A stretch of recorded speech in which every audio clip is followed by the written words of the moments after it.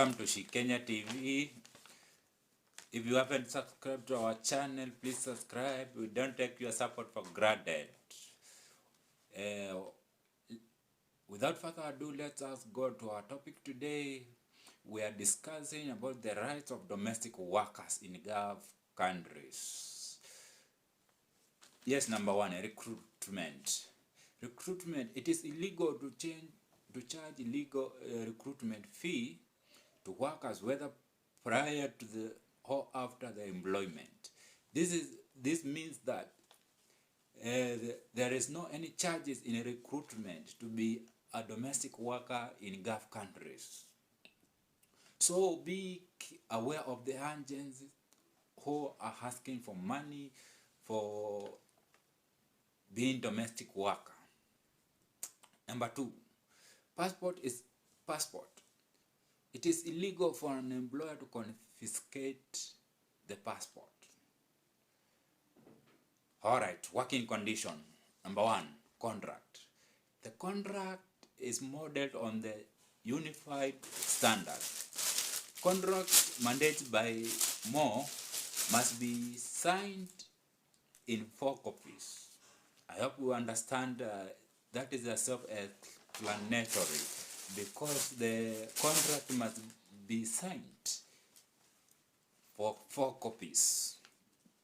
In other words, it must be drafted in Arabic, but it is possible to attach a version in any language,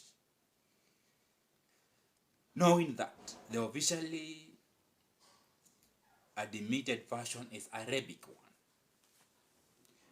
I hope we are together there. Okay, number 3, working hours. A domestic worker has a maximum of 12 hours per day or 72 hours per week, and also at least 8 consecutive hour rest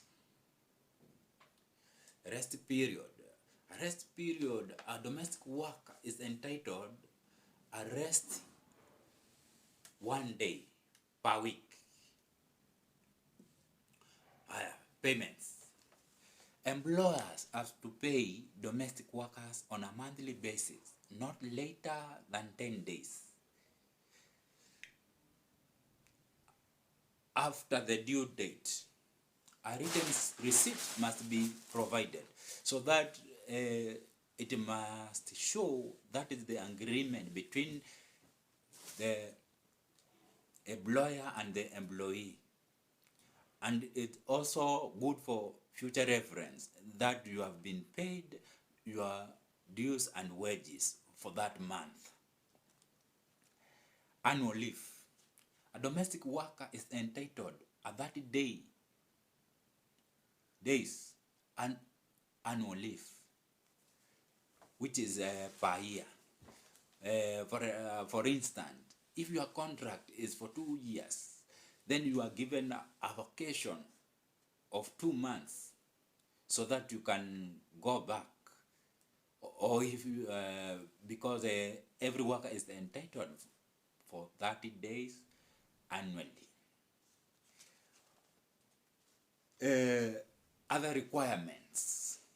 Employers must provide accommodation, medical, food, and also a domestic worker is entitled a 15-day paid sick leave and compensation of the work-related injuries and illness. This means that your sponsor or employer must provide for you a conducive accommodation, food,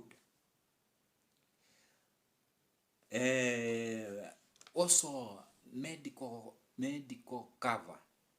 He must provide for you, because under contract those things are provided, and already you are in agreement with him and also with the embassy and the law governing the domestic and the laws governing the domestic workers.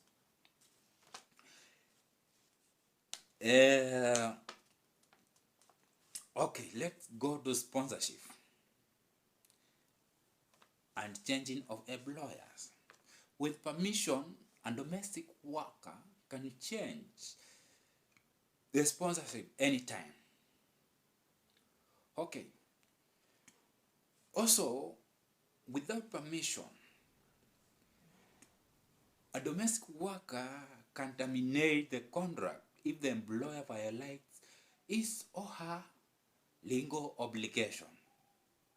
The office may decide if the worker can change the employer or can leave the country. I think this is very self-explanatory because you cannot live in a house where your rights are violated.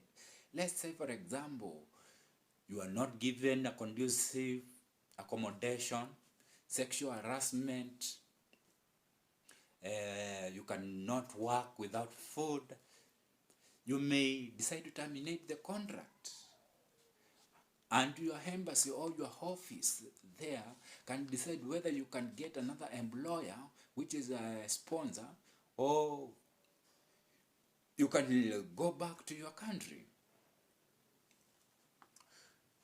Okay, there is also penalties when you decide to terminate the contract for non-compliance, e.g., that can be absconding. And once a domestic worker is deported, let's say for example in UAE, you are banned permanent to going back to UAE. So please guys, whoever is watching me and has listened to this video, just comment, and your views is more important to our channel.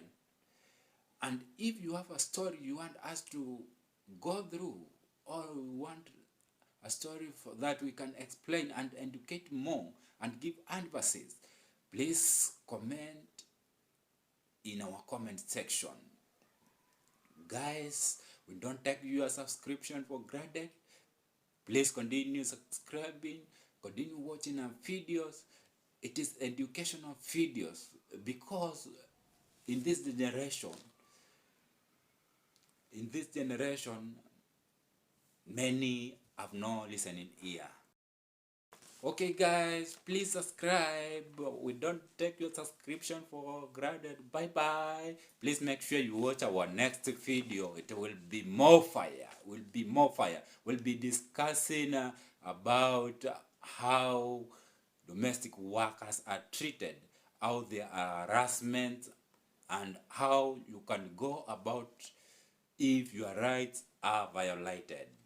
Please, bye bye.